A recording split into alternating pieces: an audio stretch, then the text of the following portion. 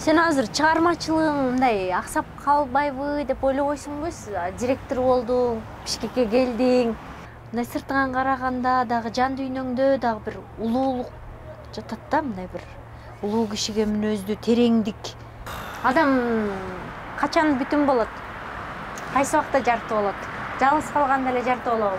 Кыргыздар деле тоолор менен аралаш, бийиктиктебиз. Жан дүйнөбүз таза сакталдыбы? Жамгырдан сезип турдук күздүн демин. Жүрөгүңдө кимдир бирөө барбы дедиң. Ийниңе костюмумду жаптым дагы, үшүдүм, бирок сага билдирбедим. Мен сенин жарты кайыңды укканда бир жагынан сүйүнгөм, ушундай бир жакшы чыгарма жазылганда. Экинчи жагынан аябай мындай кыжанат болгом, кооптонгом. Ушул Түмөнбайдын обонун жаңылыш болуп калбаса экен.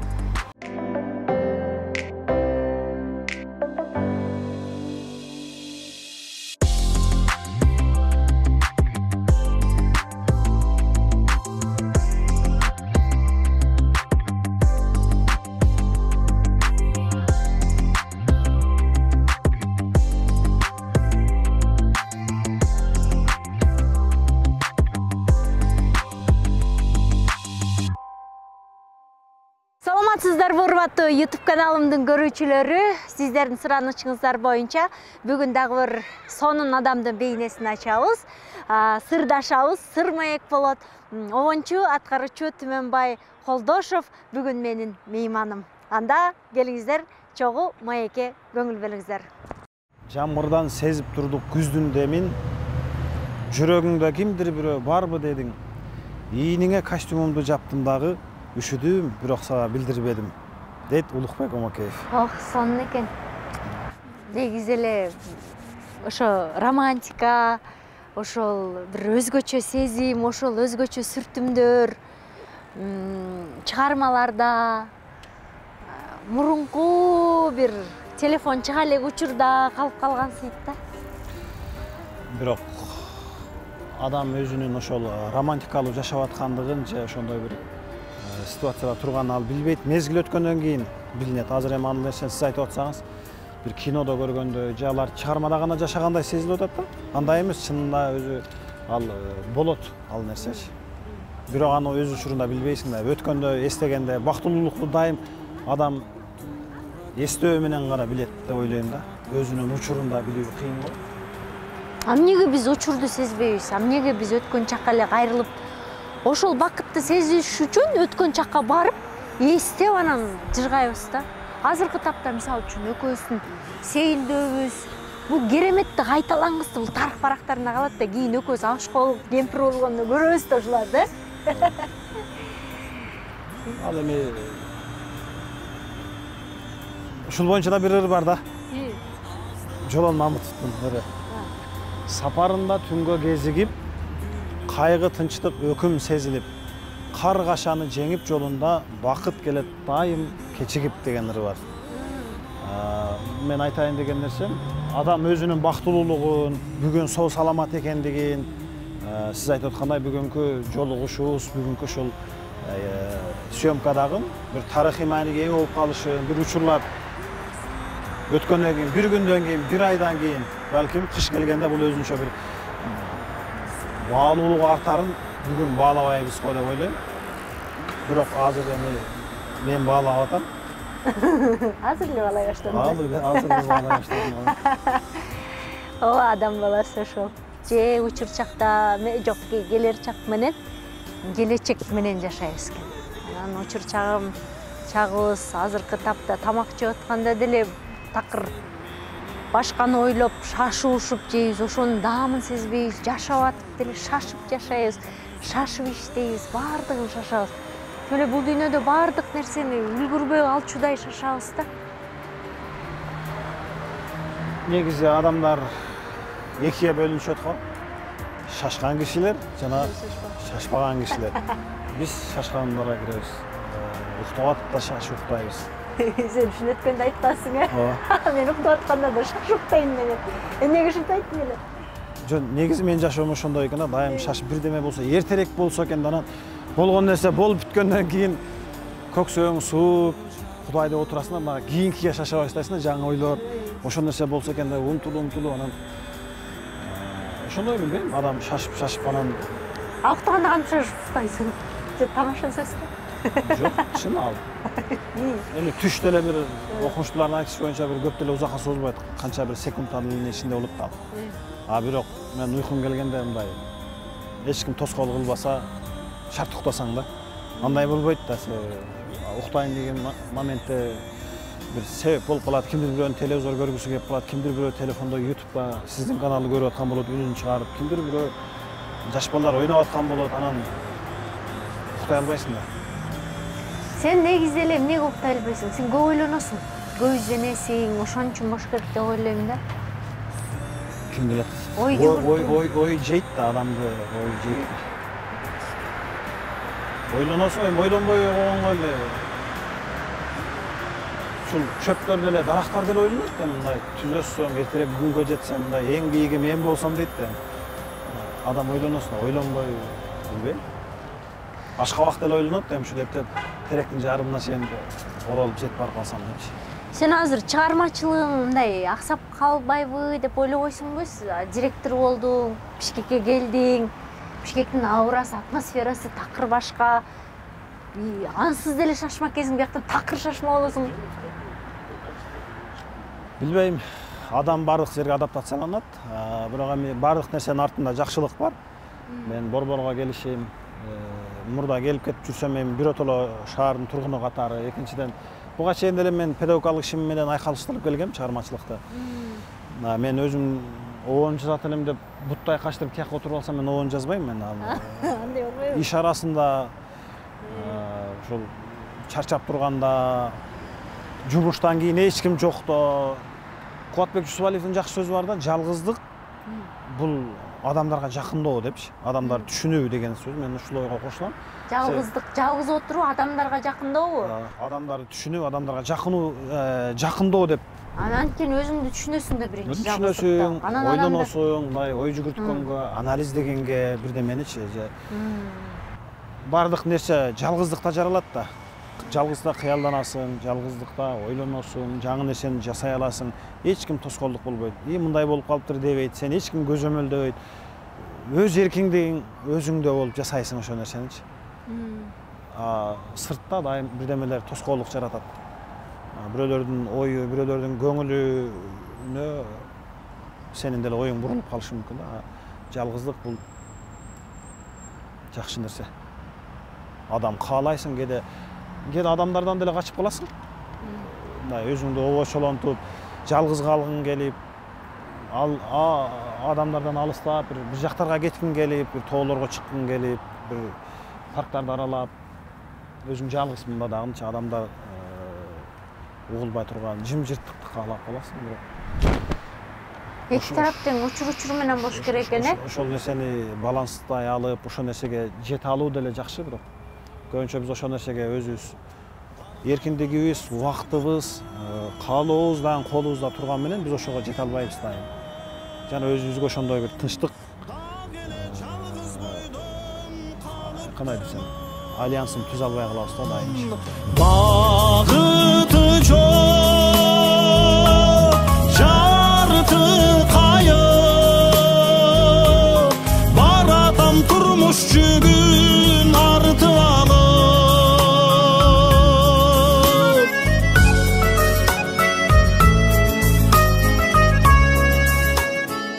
Адам качан бүтүн болот? Кайсы убакта жарты болот? Жалгыз калганда эле жарты болобу? Адам өксүгөндө жарты болот. Өксүк эмнеден келет? Ата-энеси бар, бир туугандары бар, үй бүлөсү бар, жумушу, бардык нерсеси бар, бирок өзүн жарым сезген адамдар көп да. Байлыгы да жетиштүү болгондо, бийлиги да жетиштүү болгондо, чокудай да, адам чокуга чыккандан кийин дагы бир вакуум пайда болот. Эми кайка барам дегендейчи, асынардай. Ошол вакуумду адамдын жан дүйнөсү ошол жерде сөз, ошол жерде адамдардын сүйлөшө турган адамы, сырдашы жардамга келиш керек да. Эгерде ошол нерсе болбой калса, адамда боштук болот, анан адам ал нерсени бир башка бир болбогон бир күнүмдүк көрөкатка тиешелүү нерселер менен толтурат. Себеп толтурганга мажбурбуз ал нерсени. Жакшы сөз, жакшы маектешүү, адамдар менен бир чын жүрөктөн сүйлөшүп, өткөн кеткенди анализдеп, бактылуу күндөрдү, жасала турган иштерди бир мындай бир ал нерсени сөз эле толтура аткан нерселер бар да, боштукчу. Ошол нерсе толбой калганда, ошол вакуум чоңоюп кете берсе, ал жүрөккө күч келет го деп ойлойм мен өзүмчө, билбейм. Аны кимдир бирөө ыйлап чыгарат, кимдир бирөө ырдап чыгарат, кимдир бирөө сүрөт тартат, бирөө кыйкырат дегендей. Ошондой өксүктөр, ошондой вакуумду чоңое бериши адамды жалгыздыкка алып келет дагы. Анан өзүңдү жарты сезе баштайсың. Эч кимге керегиң жоктой сезе баштайсың. Кээде ушундай учурлар болуп калат. Мен айта берсе болот го деп ойлойм. Кээде сүйлөшкөнгө адам таппай калган моменттер болот. Кандай десем, бир нерселерди айткың келет, бирок ошону уга аткан адам жок. Эми сенин эле сөзүң уга бербейт да, анын эле сөзүн уга билиш керек. Ал маданият бар. Бир толкундагы адамдар бири-бирин табышы кыйын. Ар бир адам, ар кайсы адам ар толкунда деп ойлойм да. Бул толкун менен бул толкун кеп калса, эки башканы, бирөө асман жөнүндө, бирөө жер жөнүндө сүйлөй берет да. Бири-бирине контакт болбойт деп ойлойм да. Комуздун 3 кылы 3 башка күүлөнөт. Же эки четкиси бирдей күүлөнсө, ортоңкусу бир аз тартылып калышы мүмкүн. Мына ошондой да, жашоодо эле жалаң бизге окшогон муңду ырдагандар, шаңдуу ырдагандар, анан жөн эле ырдагандар менен аралашканда бир өзүнчө бир музыка пайда болот, же болбосо мындай бир гармонияны сактап калыш, кармап калыш кыйын. Анан көкүрөгүңдү эмнелер менен толтурасың сен? Ыр менен, сыр менен, жакшы музыка менен, анан да жакшы романтикалуу кинолор менен. Кино көрөсүңбү? Көп деле көрдүм, бирок көрөм. Мелодрама болуш керек бе? Мелодрама болуш керек. Мен өзүмдү ошол менен азыктандырам да. Энергия алам, ошондон күч топтойм, кадимкидей шыктанам. Анан эми ал кино, албетте, ал чыгарма, бирок ошолордогудай жашаганды мындай эшикке чыгып, мындай ошонун таасиринде, ошонун эйфориясында аяк биякты анализдеп, өзүңө мындай күч топтоп, анан кийинки жашоого уланып кете бересиң. Эшикке чыксаң ошол да кадимки жашоо. Эшикке чыксаң бирөө көр тириликтин бир ташпиши менен бараткан болот. Анан ага сен да кошуласың, кете бересиң. Түмөнбай, мен кедечи сен экөө сүйлөшүп калганда ойлойм да, сен бир чыгармачыл адам катары бир жаңы сезимдерди дайыма издеп жүргөнүңдөй сезилет да. Ал сезим деген мындай сүйүү сезимдери, ашу махабаттын кайрыктарын издеп жүргөндөй, бияң көксөң ачка болуп аткандай туура таптыңбы? Чыгармачыл адам сүйүүгө ыктайбы? Сөзсүз. Адамда жакшы көрүү менен сүйүү сезимдери жанаша жүрөт, анан аны ажыратуу да кыйын, анан экөөнүн бири деп айтыш да кыйын. Сен адамдарды, жашоону, сулууларды, табиятты сүйүш керек. Сен жашоодогу болуп аткан негативтерди ошо менен баланстагым келет, жакшы көргүм келет, сүйгүм келет. Себеби аны баланстабаса болбойт. Таразаны бир жагы басып кетсе, анда ал кыяматтын башталганы. Түмөнбай, мага улуулардын жанагы укмуш аты чыккан оончулардын сүйүүсүн айтып берчи. Алардын сүйүү жөнүндөгү ырлары ушундай жүрөктүн түпкүрүнөн, прям тамырынан чыккан ырлар да. Алардын ырларын ырдаган адам кадимкидей каалайсың, каалабайсың, ошол нерсени жашап өткөндөй, сезип аткандай, угуп аткан адам дагы дирилдеп бир башкача угат да. Залкарлардын сүйүүсү, алардын башкача сүйүп туруп алар. Сүйүү ырлары жазылыш үчүн менин оюмча себептер болуш керек. Ырысбай болобу, Түгөлбай болобу, Аксубай болобу, Асангалый болобу, ким Токонешбаев болобу, Болот Токтобаев, бардыгы эле оончулар. Мен бир нерсени ойлоном. Оон жазганда аябай сүйүп, күйүп, алоолоп турган мезгилде чанда жазылат го. Андай жазылбайбы? Сүйүп бүткөндөн жазылабы? Сүйүп бүткөндөн жазылат го менимче. Себеби аралык алыстаганда, адам сагынганда Ошол нерсени мына көксөп дагы бир жолу ошондой бир бактылуу моменттерге жетүүнү каалаганда жазылат го дейт. Анан эми судун көлдүн ортосуна түшүп алып, көл жөнүндө жазыш кыйын го дейм. Көлдүн четинде туруп алып түшкүңдү келтирип чаба курганды сагынгандай жазсаң, менимче образдуу чыгат го деп ойлойм. Аны көксөш еңсеген башка турбайбы? Башка оончулардын ордунан жооп берип коюш деле бир аз ыңгайсыз, бирок мен ошондой элестетем. Ал нерсени же элестетип, же болбосо ойлоп, эстеп жазууга мүмкүн да. Сен арман качан болот? Арман өтүп кеткендиги үчүн арман да. Азыр арман экенин билбейсиң да. Же боло турган нерсе арман болушун да билбейсиң. Ал сен артыңда өтүп кеткенден кийин арман болот. Күн да арман болот, сүйүү да арман болот, жумуш да арман болот, ден соолук да арман болот. Себеби өтүп кетти. Аны кайраганга болбойт. Ошон үчүн ошолор оондордо, ошон үчүн алар ырларда, музыкада жазылып калат. Бир эле нерсе адамды жаштыгына кайрып келе алат. Бул музыка. Башка эч бир нерсенин кудурети, эч бир нерсенин дарамети жетпейт сенин. Жакшы күнүңө, бактылуу учуруңа кайтып келе албайт. 2012-2015 жылга чейин мен оончу катары калыптандым, же болбосо жакшы оондорду жаздым. 3 жыл арасында. 3 жылдын аралыгында мындай жемиштүү иштей алдым да, акындардын тексттерин жакшы издей алдым, же ошого мындай бир учурлар, моменттер болуп калды. Кийин барган сайын 2015 жылдан баштап сейректеше баштады. Жылына бир жолу болгондо да мына жыл аяктап барат, декабрда жазып калам. Ойлойм, ошол 2012-2014-15 жылдары сүйүүнү түшүнө баштасам керек. Же жогото баштасам керек. Же ошол мезгилдер таза окшойт. Адам мындай жакшы чыгармаларды таза мезгилде мындай дүйнөнү түстү, светной көрө баштаган мезгилде жазасың да. Андан кийин адам деле суу сыяктуу да, адам деле булганат, адам деле жакшы жаманга аралашат, адам деле өзүн жоготот, адам өзүнүн өңүн жоготот, ден соолугун жоготот. Баракта айланырса адамдын өмүрү өзү дагы. Сон сүрүптүрүш болду. Адам деле булганат, суу сыяктуу. Кээ бир учурда адам тунуп турган учуру болот. Ушунчалык тазарып, Баягы адам суу тунганда барлык жаман нерселер чөгөт да. Ал качан ал булганганда, чайпалганда эме деген сөз бар да, эме көлдөн чыккан жетакелердин бата көйү, мойтаке, сартакенин бир айтканы бар да. Узарсаң кыскарба, толсоң бөксөрбө, чайпалсаң төгүлбө дейт да. Бирок чайпалганда барлык нерсе аралашып кетет да. Ошон үчүн жашоо чайпалбашы керек.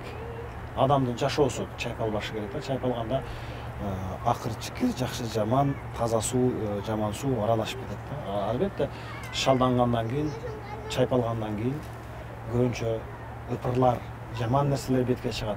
Кирчимек боло баштайсың. Тунганда тескерисинче. Ал басаңдайт да. Бул деген эми адам эле кайсы бир жашка жеткенде, акылың жетилгенде тунара баштайсың да, барлык нерсени турмушту ылгай баштаганда мындай тунара баштайсың да. Азыр сенин кандай учуруң? Тунган учуруңбу, чайпалган учуруңбу? Азыр тунганга аракет болуп аткан мезгил. Чайпалдык, чайпалабыз. Чайпалдыңбы жашоодо? Жашоо кандай, сени чайпадыбы? Чайпалды. Сыртынан караганда тынч жүргөн баладай көрүнөсүң да. Бирок жан дүйнөңдө болобу бар ошол? Аябай көп болот. Эми Заки айткандай жүрөктөгү борон дегендей, ал нерсенин баарын сыртка чыгара бергенге да болбойт. Ал менин түйшүгүм, ал менин проблемам. Эр жигиттин ичине эр токумду атпатат деп кыргыз айтып койгон да. Биз ошол нерсенин баарын өзүбүзгө сиңире албасак, анын нерсенин баарын жарылдап ар жерге барып жарыя кыла бергенде эмне пайда? Ким жардам бермек? Ким сага келип кол созбок? Анын баарын өзүң жеңесиң, убакыт жардам берет. Унутасың, өзүңдү өзүң алдайсың, өзүң кандай десем, ички энергия менен жеңесиң да. Бул айтыла турган сөз, адам жасай аткан сөз, себеби адам бирөөгө жакшылык кылганын да, жамандык кылганын да билбейт го. Мен сизди карап туруш үчүн кимдир бирөөгө артымды салам да. Ар жактагы адам мага карабай, ал нары карап алды. Ал мага далысын салды деп дагы жаман ойлой берет да. Мен эми сизди дагы аны дагы бирдей мамилетте карай албайм. Ал мүмкүн да эмес. Ошон үчүн жашоо философиясы ошол дайым ойлоносуң. Метафора менен каралаш, байкадыңарбы? Метафора менен сүйлөшүп атабыз жантан бери. Негизи Түмөнбай, сен экөөбүз бир жашташпыз да. Бирок бир алгачкы жолукканыбыз эсимде да. Атай оштон Бишкекке издеп келип, таанышып, жолугуп отуруп, анан мен сени байке деп атсам тең экенбиз. Мындай сыртыңан караганда дагы жан дүйнөңдө дагы бир улуулук жатат да, мындай бир улуу кишиге мүнөздүү тереңдик. Эрте жетилип, эрте чоңоюп калган адамдар болот, билесизби? Ал кандай адамдар эрте жетилет? Турмуштун азабын, тозогун көп көргөндөрбү? Жок, чоң кишилер менен жүрө берген, же болбосо ошол чөйрөсүндөгүлөрдүн таасири болот. Кээ бир жаш балдар бар, 5 жашар, 6 жашар бар. Мындай жаш балага окшоп мамиле кылсаң, ал чоң кишинин жоогун угасың да, анан мындай өзүңчө, "О, чоң киши отурбайбы" деп коесуң. Адамдардын ой жүгүртүүсү эрте жетилип, же болбосо эрте акылдуу болуп алганда жакшы эмес. Жакшы эмеспи? Жашдай болуп жүргөн жакшы да. Ойноп күлүппү? Зака айткандай, очоюп 30-унда карап турдуң дегендей, эрте эле ак көктү ажыратып, эрте эле ага буга баш өртө берген азыр эми. Жактыбы? Караганда биз бүгүнүбүз менен эртеңибиз менен жашай турган курактабыз да. Биз болсо эртең тургай 1 жылдыкты пландап алган, ошонун кайгысы менен карып отурбайбызбы? Кийинки жылга канып жетебиз депчи. Мен 40 жаштагыларды көрөм да. 40-50 жаштагы, бирок жан дүйнөсү жетиле элек да, бир жаш баладай. Мындай ийкиленип, жеңил, желпи.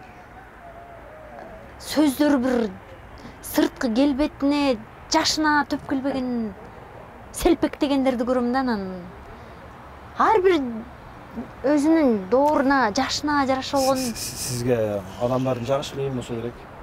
Андай 40 жашында акыл токтоло электи неме дедиз? Селпек дегендер. Селпек дегендерди. Селпек десеңиз, 30-дагындагылар ойлонуп атса, эмнеси совсем эле. Жок, менчи. Жай деп. Жок, көп жашаган эмес, көптү көргөн билет деген нерсеге кошулам да. Анткени жаш канчалык 60-70 жашта болобу, жан дүйнөсү өспөй калып калгандар деле болот экен. Кенедей балада болуп туруп, көптү көргөндөр болот экен айтор. Ар түрдүү. Түрдүү экен да. Адамдардын чөйрөсүнүн таасиринен болот. Бул эми оюмча ошондой го. Сенин чөйрөң сенин ким экендигиңди айтып берет да. Курчаган чөйрө дайым эле көптү окуган, көптү көргөн адамдарды жандаганды баарыбыз эле жакшы көрөбүз да. Атактууларды ээрчип, ошолордун жанында жүргөндү жакшы көрөбүз. Барып адамдын табияты ушундай да. Дайым бир бийикке умтулат, чокуга чыккысы келет, бийиктен туруп көргүсү келет. Көрсө адамдын табияты ошол. Бул эми бийиктик дегенде кандай бир мындай образдуу айтканда тазалыкты, тунуктукту, билимдин бийиктигин, ой жүгүртүүнүн бийиктигин. Мисалы адамдарды деле билесиздерби, мисалы көп мейикчелерге барсаң, мисалы пайгамбарлар болобу, олиялар болобу, улуу адамдардын сөөктөрү дайыма бийик дөңсөө жерге коюлган да. Мен бир жолу сурагам бир агаларыбыздан, эмне себептен мына балан деген олиянын сөөгү бийик чокуда, мунуку бияк чөкүлөр дегенде, себеби алар ошол тазалыгын, өзүнүн бийиктигин сактап калып, коом булганганда, ак менен караны ылгабай калган мезгилде адамдар өзүн сактап калыш үчүн, өзүнүн алкымын сактап калыш үчүн, жүрөгүн сактап калыш үчүн адамдардан качкан дейт да. Ошо бийикке тоону көздөй качкан дейт да. Анан ал жака коом бара албайт. Ал жака баягы булганыч жете албайт.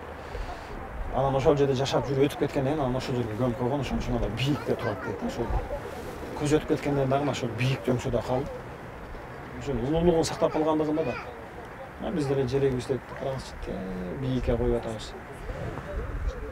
Тоолор деле бийикте, карлар деле бийикте, мөңгү бийикте турат. Кыргыздар деле тоолор менен аралаш бийиктиктебиз. Жан дүйнөсү таза сакталдыбы? Жок. Биз өзүбүздүн улуттук баалуулуктарыбызды кармай албай калдык. Бизге Европанын, чыгыштын ар түрдүү маданиятты боюбузга сиңдиребиз деп атып, өздүгүбүздү жоготуп атабыз да.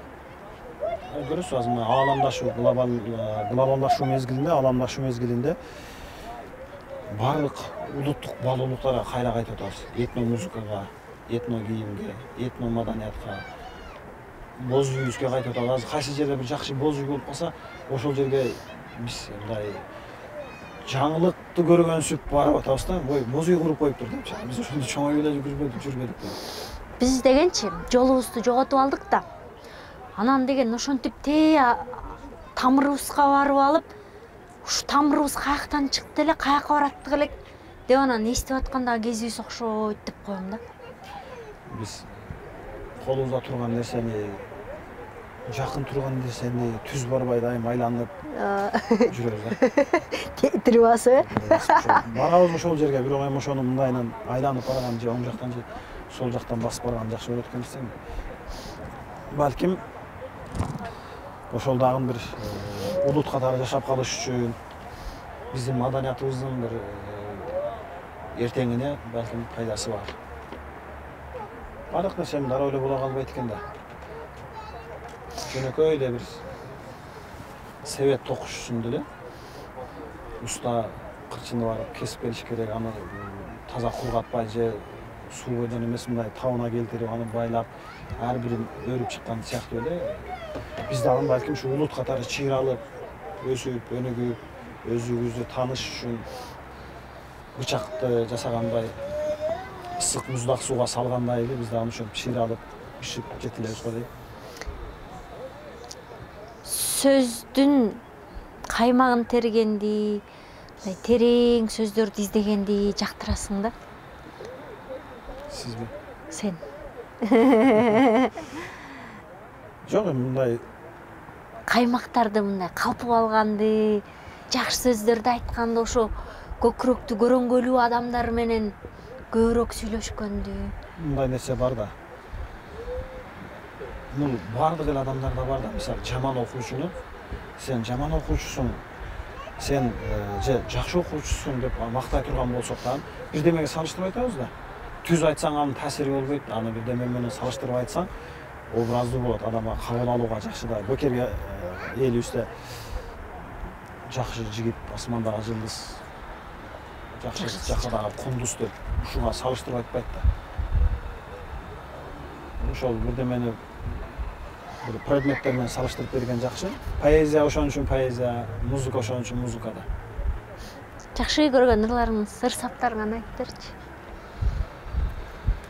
Сооронбай Жусуевдин бир элега деген ыры бар. Мен аябай жакшы көрөм. Жаз күнкүп, жүзүң балкып нурга айланып, сөздөрүң мага кулган ырга айланып. Кармагам назик колуң эркелетип, карагам каректериң жыргай калып.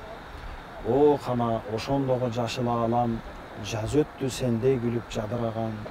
Дал болуп сенсиз жалгыз турам күздө, дарактай жалбырактан ажыраган. Кайдасың, капа болуп зилдей берем, ким дайып ойдон ойду иргей берем. Өзүмө же сөзүмө тарындыңбы, өкүнүп так себебин билбей келем. Асманда булут учуп, шамал улуп, алысты карай берем улутунуп. Капырай кантип сенден күдөр үзүп, кантип мен кала берем унутулуп. Түбөлүк бийлеп алдың сен эсимди, түшүмдө түмөн көрөм элесиңди. Жадырап көңүлүмдүн жаз болуп, жал-жалым жазда кайра келесиңби. Жадырап көңүлүмдүн жаз болуп, жал-жалым мартта кайра келесиңби. Сонун экен. Сен мындай ырларды көргөндө, окуганда дароо эле оон чыгарып саласың го. Жок, оон чыгарганга ылайыктуу ырларды издейм. Мен биринчи ырды окуганда эле оону менен окуганга аракет кылам. Себеби оончулар эки түрдүү да. Бирөөлөр оон жазып алып анан текст издейт.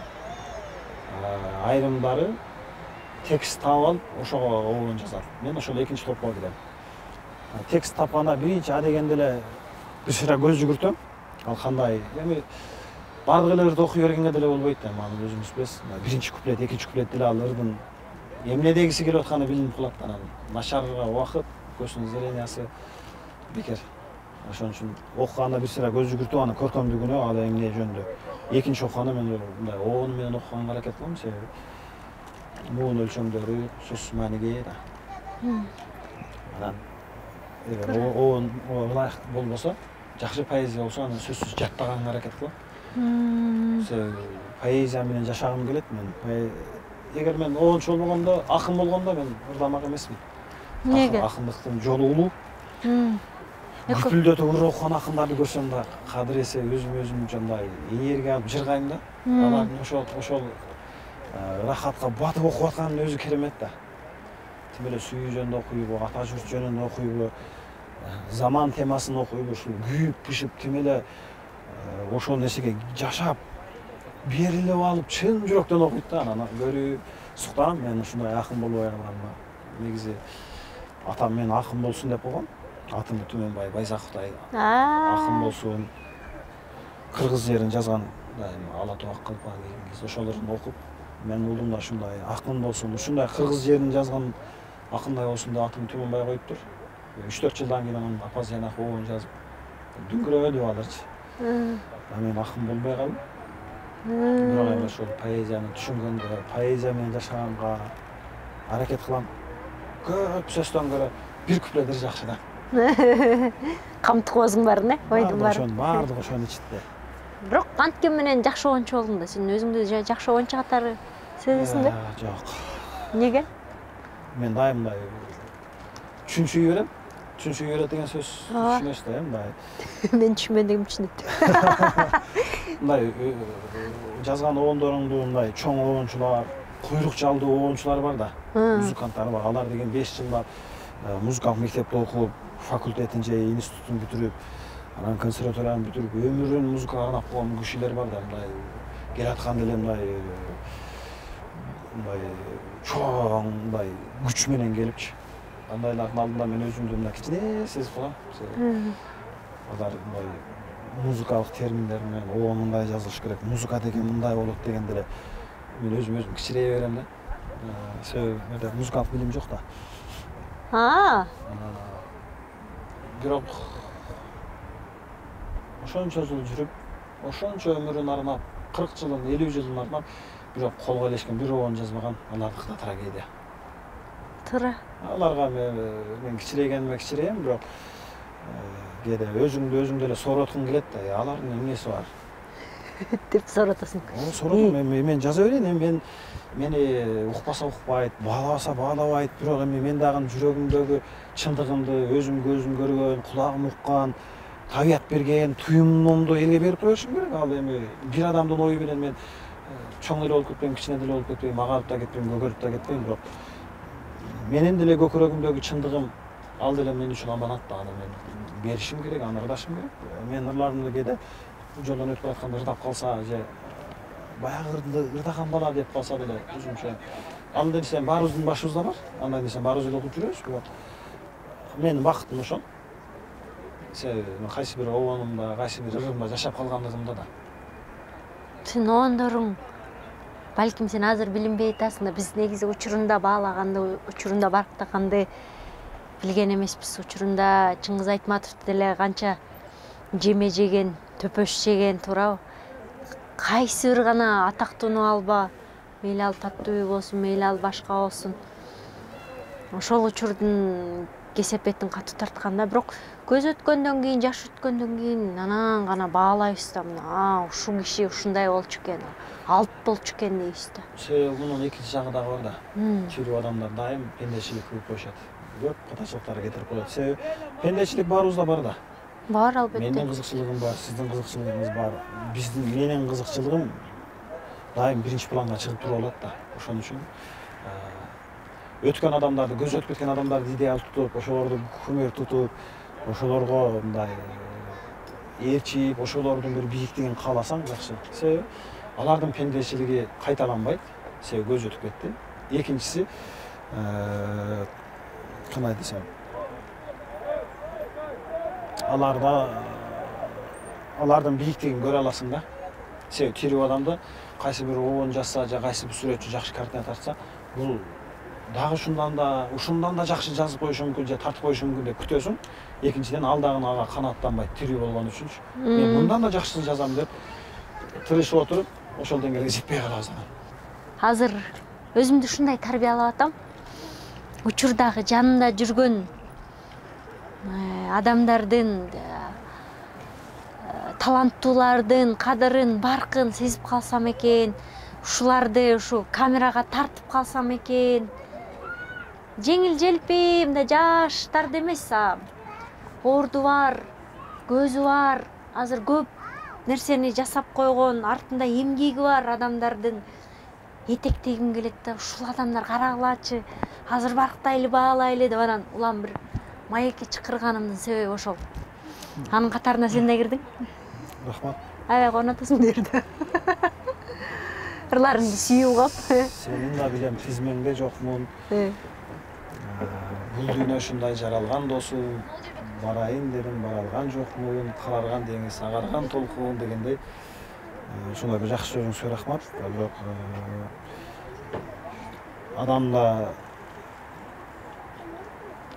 адамдарды баалоо критерий ар түрдүү болот да. Мисалы, кандай жакшы, мыкты лирик оончулар бааланбай кетти. Бааланбай деле атат. Буларды түшөнгөндөр аз себеп. Билбейм, кысасы. Адамдарды, чыгармачыл адамдарды баалоонун критерийлери ар түрдүү да. Мисалы, кайсы бирөөнү жакшы дей албайсың да. Бир учур бар да, Жолон Мамытов студенттер менен жолугушуу болгондо, маданиятка эмгек сиңирген ишмер Атантаяк барып сураган экен. Урматтуу Жолон агай деп, Жолон болуп турган мезгилде сиз ушундай акынсыз, сиздин мындай деген жакшыларыңыз бар, бирок арасында мындай деген дагы бир ортозарлар бар. Кандай дейсиз десем, Жолон акын айкөл киши дейт да. Керигип кетпей, чычалап кетпей, күтүп отуруп, же мындай учуруна келгенде туура менин улардын арасында ошондойлор да бар. Сиз билесиз да, поезди бир эле вагон сүйрөшүн депчи. Ансыңардай көп чыгармачыл адамдардын бир эле чыгармасы бар. Бир учуру ушундай болуп калды. Элмирбек Иманалиев менен жолугушуп, мен ошол киши менен аябай сүйлөшкүм эле келе берчү. Ал кишинин сөзүн эле уккум келе берчү. Ошол кишиден энергия алып, ошол кишинин ар бир сөзүн жүрөгүмө уялап, мындай орун алчу да. Менин жарты кайыгым жана сөз болуп калды. Жарты кайыкты укканда Элмирбек агайга жагыптыр. Элмирбек ака Зайырбек Ажматов айтат, бир жолу. Түндө уктап атсам, түн жарымда чалыптыр дейт. Эмне болду эмке десем, чыгышка жарты кайык болобуз деп. Ошол Элмирбектин да кубулуна толгон оон болду деп Заке куттуктаган болчу. Анан мен Элмирбек акадан ушул сөздү менен Зайырбек ака ошондон улам жазыптырбы бул? Жок. Оонду уккандан кийин Элмирбек ака таасирленип, анан Закеге чалып атпай куттуктап чыгышка жарты кайык болобуз деп куттуктоо иретиндечи. Анан экөөбүздүн ортобузда дейт, мындай бирдеме болсо эле жүр жарты кайык болобуз деген сөз мындай лакап айланып калды дейт да Зайырбек акачы. Анан эми Элмирбек акадан мен ушул жарты кайык боюнча ушул сөздүн өзүнүн оозунан уккум келген. Анан бир экөөбүз таанышып, сүйлөшүп калганда айтты. Төөнбай, мен сенин ооңдоруңду уктум. Кээ бир чыгармачыл адамдардын бир эле чыгармасы ийгиликтүү жаралып калат. Ал жаңылыш жаралып калган учур болуп калат дейт да. Себеби жаңылыш дегени бир эле чыгармасы жакшы болуп калды дейт да. Калгандары баардыгы ортозар же жакшы эмес болуп калат. Мен сенин жарты кайыгыңды укканда бир жагынан сүйүнгөм, ушундай бир жакшы чыгарма жазылганда. Экинчи жагынан аябай мындай кыжалат болгом, кооптонгом. Ушул Түмөнбайдын оонун жаңылыш болуп калбаса экен. Мындан кийинки оондору дагы мындай начар болуп кетпесе экен деген кыжалатчылык болгон дейт. Анан уктум, мен сени бир 5-6 ырыңды уктум. Кудайга шүгүр жагын семез экен. Сенин жакшы ооңдоруң бар экен. Корккон элем ошол нерсе жүзөгө ашпады мен. Мен үчүн мындай жакшы деп айтты да. Жакшы ооңдоруң бар экен. Жаңылыш эместигине сүйүнөм деп айтты. Сан. Ал киши менен жашоодо көп сүйлөшкөнгө, көп убакыт бөлгөнгө бизде аралыктар алыс болуп калды албетте. Мен эми ошто көпчүлүк чыгармачыл интеллигенциянын көпчүлүгү чыгармачылыктын элиталары борбордо турушат. Бул жерде чөйрө бар, сүйлөшкөнгө, дидарлашканга, чыгармачылыкты өркүндөткөнгө мүмкүнчүлүктөр көп. Албетте Ошто дагы бар, Ошто иштеп, региондордо, айылдарда иштеп туруп деле мындай өзүнө өзү эстелик тургузгандар көп. Ал кандай? Рыспай Ошто туруп Рыспай болду. Деген сөздү. Арзыбек Медияров Жалал Абадтын ошол Токтогул паркынын нажак жагында драма театрда, филармонияда иштеп жүрүп ал эл артисти болду. Легендарлуу оондорду жазып салды дегендей да. Борборго келгенин баары эле ийгиликтүү оон жазам. Ушул жерге келсем эле мага бакыт жолугат деген туура эмес. Албетте борбордо туруп шаңшыган жакшы, баардык регионго жетиши мүмкүн, үнүң жетиши мүмкүн. Бирок ушул жерден эле бакыт издеп, ушул жерге келсем эле өзүмдү бактылуу сезем деген мүмкүн эмес. Адам бул жерге келгенден кийин экинчи жакты да эңсей берет. Адамдын эңсөсү эч тойбойт. Адам бир жерден бакыт таба алмайын, ушул турган учурунан бакыт таба алмайын. Издей берет да. Башка жерден табышы мүмкүн эмес да. Эгер азыр учурдагы абалыңдан, учурдагы жумушуңдан, учурдагы балким жашап аткан адамың менен бакыт тапмайын, башка жактан издеш, ал өмүр бою издөө дегендик да. Издейсиң да. Мындай да. Сиз жолуккан адам менен сүйлөшө бербейсиз да. Тааныштардын арасында деле бардыгы менен деле, же болсо досторуңуздун деле бардыгы менен деле сыр чечишип отуруп сүйлөшө албайсыз да. Издейсиң, жакшы. Издеген жакшыбы? Сенин оюң менен мындай дал келүүчүлүгүн издейсиң да. Издеш керек дейсиңби? Издеш керек. Макул анда издейли. Көзүбүз дайыма мындай күнүмдүк нерседен, көңүлүбүз тереңдикке кирбеген учурда мына ушундай Түмөнбөй сыяктуу адамдар менен сырдашып, сыр чечишип, көкүрөктүн тереңдигин, кенендигин сүйлөшсөң ушунчалык керемет, ушунчалык ырахат. Бүгүн мен ойлойм, жеке эле мен эмес, бардык мени көрүп аткан YouTube каналымдын көрүүчүлөрү дагы ырахат алды деген ойдомун. Буюрса алдыда дагы менин тизмемде улуу тарыхы бар, жолу бар, өзгөчө инсандардын тизмеси узун. Анан буюрса бири-бирден сиздер менен тааныштырып, бейнесин, жан дүйнөсүн, көңүлүн ачып берем деген ойдомун. Кайрадан көрүшкөнчө саламатта, аман туруңуздар.